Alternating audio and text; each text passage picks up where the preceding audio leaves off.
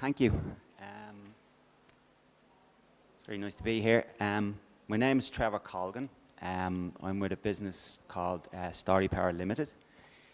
Just to explain a little bit about the business, my co-founder, Stephen, has a background in career guidance. I have a background in the entertainment industry as a writer, producer, script editor, and so on. And the reason we started the business was we saw a correlation, I guess you say a commonality between what a good career advisor and what a good editor in the writing industry, what they look to do, which is to give advice on how to build a map, how to proceed on your journey to arrive at your goal. So that's why we put the business together. It's I suppose slightly unusual in regards to a lot of the other career companies that are here today, the career advice companies that are here today.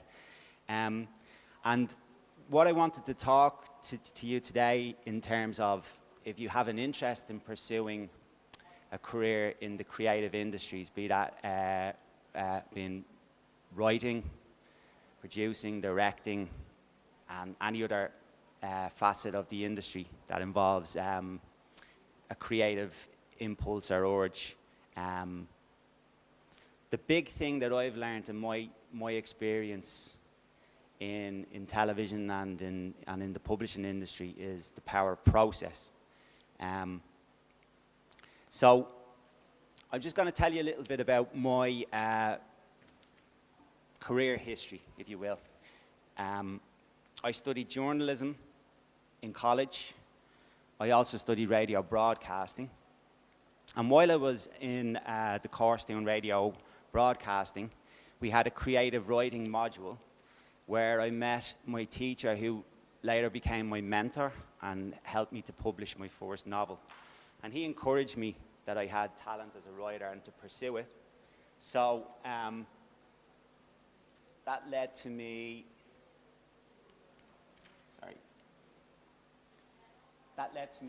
writing my first novel. It's up there, very blurry. It's The Stretford Enders, which became a trilogy. This is one of my latest books, Children of the Revolution. So I started out as a novelist, and I pursued novel writing for 3 or 4 years exclusively. But during that time, I had opportunities to dip my toe into the world of screenwriting. And that led to me creating my own drama series, which was on RTE many, many years ago.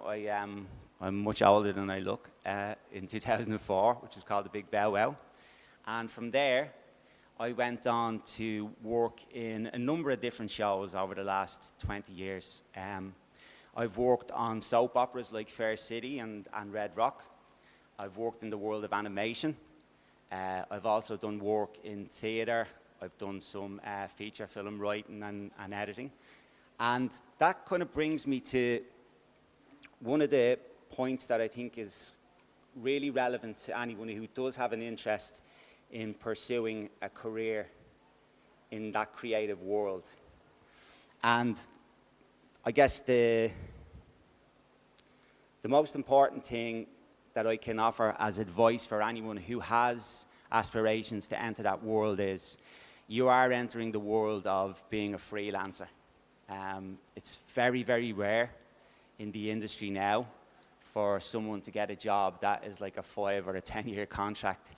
The nature of the freelance world in the creative industries like writing or directing or producing, as well as like in terms of being behind the scenes, if you're of interest in being a production designer or a costume designer or working in makeup or special effects, is you're always kind of hustling for your next gig, for your next job. And it is the nature of the industry. And with that in mind, I think it's important to encourage people, if you want to enter the creative industry, it is always useful to learn how to do different skills. So from my own personal point of view, as a novelist, I became a screenwriter. But that then led me through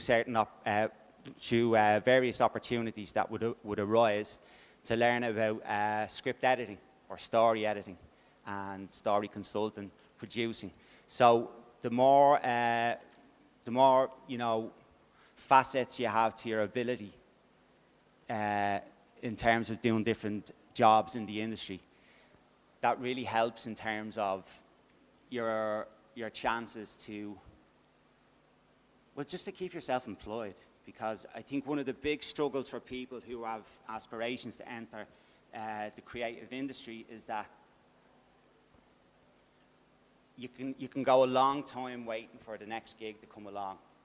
And so if your particular interest is, say, screenwriting, if you're lucky enough to get a feature film script commissioned and optioned by a production company, it could be a 6 or 7 year journey if it ever sees the light of day. So obviously, the reality of life is you need something to pay the mortgage and pay the bills in the meantime. And that's why in the industry, I guess it's always been this way, but probably more so now, people look to give themselves multiple opportunities of learning, I suppose you'd say, complementary skills to the main pursuit that they're pursuing, if that's directing or producing or writing. So, as that's the kind of reality of the challenge you face if you want to enter the industry, I think something that's really useful to express to people who have that interest is there's sort of a contradiction for people who want to enter the creative arts, the creative world. And the contradiction is, within 6 months of trying to enter that world, you will feel like nobody wants me. I'm never going to get into this world. I'm never going to get an opportunity. But by the same token, those industries live and die on fresh blood, fresh energy, and fresh ideas coming into the industry. So it is really a case of determination and, I'd say just that keeping that optimism in yourself and keeping that belief that you can break through and that you can get your opportunity. Because once you do, you find that it then becomes easier to go from role to role. And that's why I chose the topic of process to talk about in regards to what I can share with you today. The majority of my experience in the industry has been in writing rooms. So again, just to give you a little bit of information about how a writing room works. If you're a writer and you've been commissioned to work on a television show, for instance, the soap opera Fair City, which is a show that I've worked on for many years, you'll be brought into a writing room with maybe 4 to 6 or 7 other writers. And the people who produce the show will give you a brief on what they want to be in the episodes that you're going to write. And from that brief, you start the day with a blank whiteboard, a bunch of markers, and your colleagues, and you have to conjure up what the story is. You have to put it on the board. So you literally are bringing something that doesn't exist into life through the power of your imagination and your creativity. And what you learn when you're in a writing room is that process is vital in a story room functioning properly. And I use the phrase there, we always start with a list. And why I think this is really a relevant piece of information is, I was thinking about process in regards to whatever task you want to undertake. So, if you're cooking a meal, if you're fixing a car engine, if you're building a house, that involves process. It involves a recipe or a blueprint or instruction manual. And that's where the list is a huge tool in your armory in terms of figuring out what it is you want to do and how you're going to go about doing it. In my experience, when you're in a writing room where there's 5 of you, there's a blank whiteboard, you have your laptop, and you have to figure out a story. If you're doing the phrase, playing it by ear or making it up as you go along, chaos will ensue because people will be having an amazing conversation, coming up with all these great ideas, but no one's taking anything down on the laptop or no one's putting it up on the whiteboard, and it all just goes into the ether. And by contrast, when you're in a really well-structured and well-running story room, you'll assign those tasks at the beginning of the day. You're on the laptop, you're taking notes. You work the whiteboard, we'll just fire off ideas. And that is another great example of how process is a really good friend in building a story, in fixing a car, in building a house, whatever that might be. I think the phrase that I like the most about what explains why process is a good thing is something I've heard on many occasions from older writers, veteran writers, when I was a younger writer.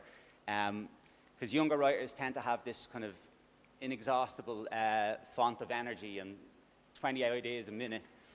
And what the older or veteran writer will always say is, we can go south, we can go west, we can go east, we can go north, but we can't go south and north at the same time. And that speaks to the power of process in terms of how you build your plan, you scheme out how you're going to go about bringing your idea or your ambition into life, to fruition, you know. So, a part of understanding how process is your friend and understanding how, I guess, you gain the experience and the understanding of your own process, because I guess that's another aspect of process, is that one size does not fit all. One philosophy is not the right way and another the wrong way. We're all individuals. We all have strengths and weaknesses in the ways that we work and the way that we think about what we want to achieve, the things that we want to do. But aside from that, if you think about what process involves, it is a list of steps that need to be taken. And usually when you work out a good plan of action in regards to process, there's a logical order to those steps.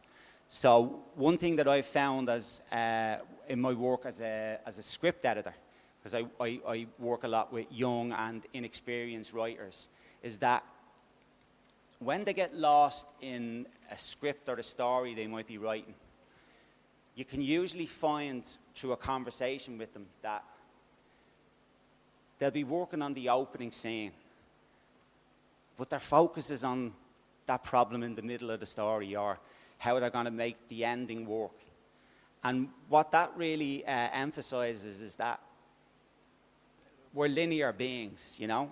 If you've got 25 steps and you're thinking about step 23 when you're on step 1, you're going to rob yourself of the ability to achieve either of those steps, you know. There's only probably a certain number of polymaths and supercomputers now who can do everything at once. So process is about learning to respect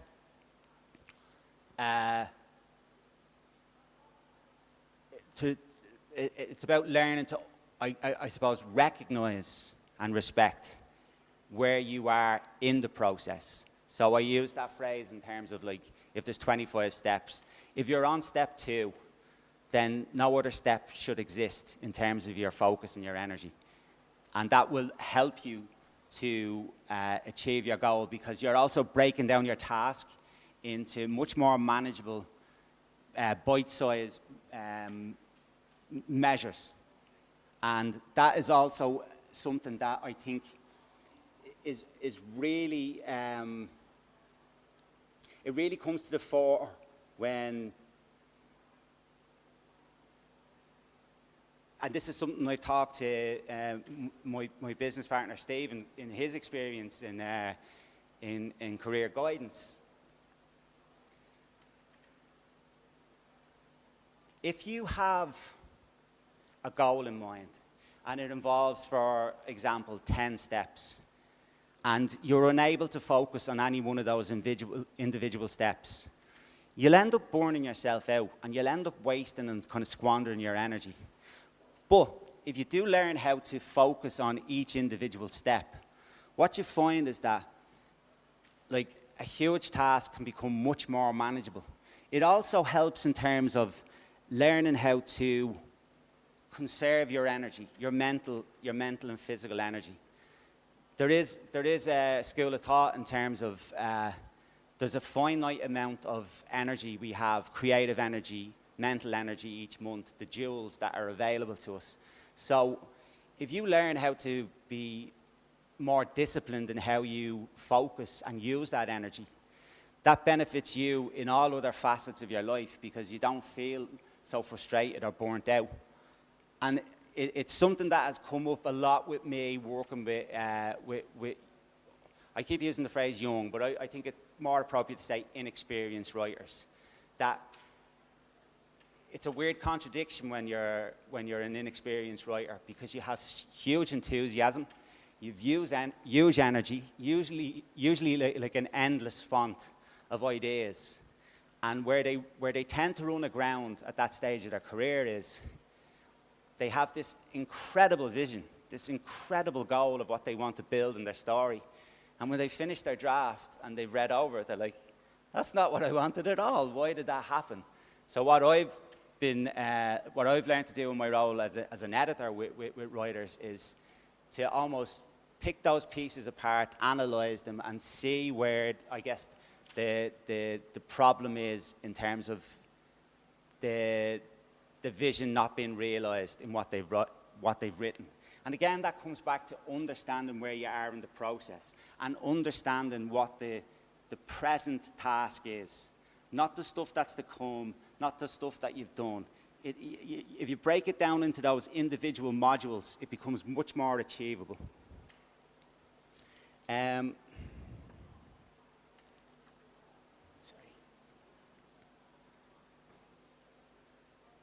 So,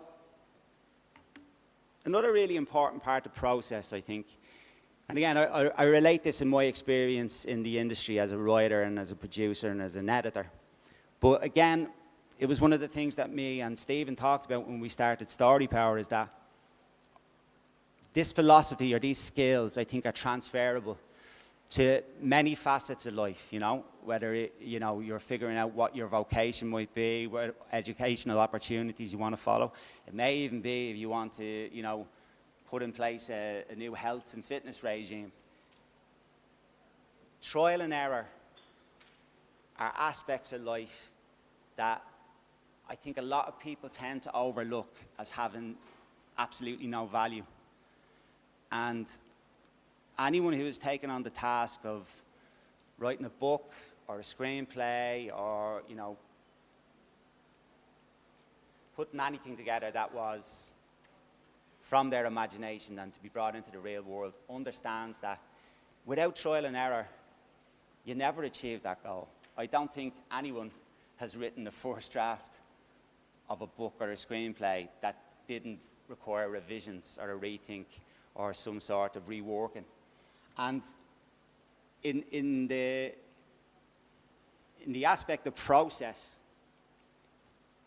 it's also another trait that you see in people who are new to the experience of writing, that they get very discouraged if they've written their first draft and it's not what they expected it to be.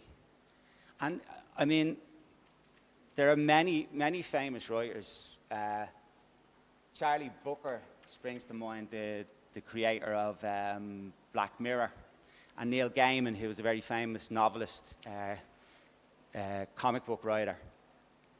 And they've very proudly said that every first draft they've ever written has been absolute rubbish. And they don't have a problem with that whatsoever, because they understand that that is just step one in the process. And if they don't write that first draft, they can't move on to step two. So in that regard, if you can, I suppose, calibrate your expectations of what you're going to achieve in any part of the process, that allows you to keep your focus and your energy on the overall task, because it's that weird kind of